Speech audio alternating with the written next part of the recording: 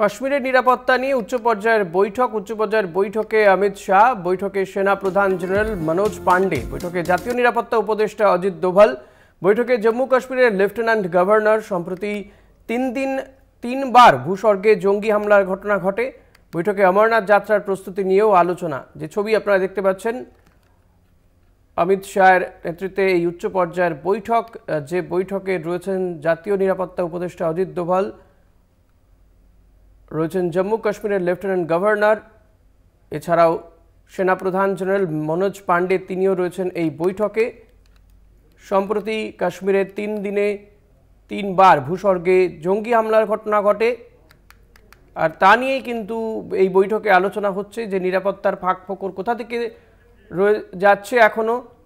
এছাড়া অমরনাথ যাত্রার প্রস্তুতি নিয়েও বৈঠক, ফলত সেই সময় যাতে বড়সড় এই ধরনের ঘটনা না ঘটে।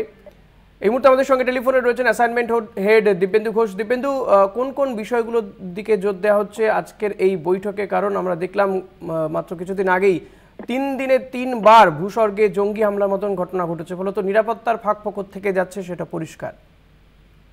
না, তো 29শে জুন অমরনাথ যাত্রা শুরু হওয়ার কথা, তো মূলত সেটা মাথায় রেখেই এই অমরনাথ যাত্রা প্রস্তুতি এবং তার নিরাপত্তা কতটা জোরদার করা হয়েছে সেটা দেখার জন্য এই বৈঠক।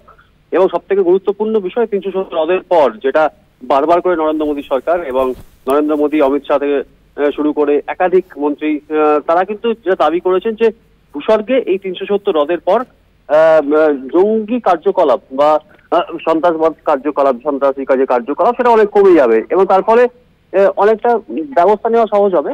কিন্তু সেটা যে ঘটেনি সেটা কিন্তু পরিষ্কার, কারণ গত কয়েকদিনে কিন্তু আমরা দেখেছি রিয়াসি, কাটুয়া, ডোডা 3 জায়গাতে কিন্তু সন্ত্রাসবাদী হামলা চলেছে এবং একজন সিআরপিএফ জওয়ান সহ অন্তত 9 জনের মৃত্যু হয়েছে। কাঁধে পুণ্যার্থীদের বাস পড়েছে, সেখানে বহু পুণ্যার্থীর মৃত্যু হয়েছে।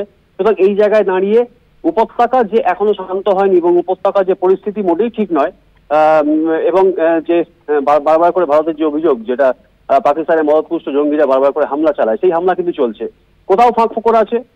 এবং সব থেকে গুরুত্বপূর্ণ যে বিষয় সেটা হচ্ছে যে এই উপত্যকার বহু মানুষ, তারা কিন্তু চোরাগপ্তা, এই সন্ত্রাসবাদী বা জঙ্গিদের কিন্তু সাহায্য করছে। সেই বিষয়টা কিন্তু সামনে আসছে এবং যেটা এর আগেই আমরা দেখেছি, যখন প্রধানমন্ত্রী নরেন্দ্র মোদী এবং জাতীয় নিরাপত্তা উপদেষ্টা অজিত দোভাল তারা যখন গুরুত্বপূর্ণ বৈঠক করেছেন, কয়েকটা বিষয় সামনে এসেছে যে এই যে সমস্ত লিঙ্ক পাওয়া যাচ্ছে, অর্থাৎ উপত্যকা যে সমস্ত মানুষ জঙ্গিদের সাহায্য করার চেষ্টা করছে, তাদের কিন্তু কোনো রকম সরকারি চাকরি তারা পাবে না। তার সঙ্গে তাদের বিরুদ্ধে ইউএপিএ ধারায় কিন্তু মামলা করা হবে। যখনই কোনো লিঙ্ক পাওয়া যাবে তখনই কিন্তু তাদের বিরুদ্ধে ব্যবস্থা নেওয়া হবে। সুতরাং কিছু ব্যবস্থা নেওয়ার চেষ্টা চলছে, কিন্তু এই নিয়ন্ত্রণ রেখা বরাবর কিছু কিছু জায়গায় কিন্তু নিরাপত্তা অনেকটা ঢিলেঢালা হয়ে গেছে। সেই জায়গাটাকে আঁটসাঁট করতে হবে, কোথায় নিরাপত্তা বাড়ানো হবে, কোন জায়গাগুলোতে বিশেষ গুরুত্ব দেওয়া হবে এবং অদূর ভবিষ্যতে কোনো রকম সেনার তরফ থেকে কোনো রকম বড় কোনো পদক্ষেপ করা হবে কিনা, বড় কোনো অপারেশন চালানো হবে কিনা, সেইটা কিন্তু এই বৈঠক থেকে অনেকটাই পরিষ্কার হবে।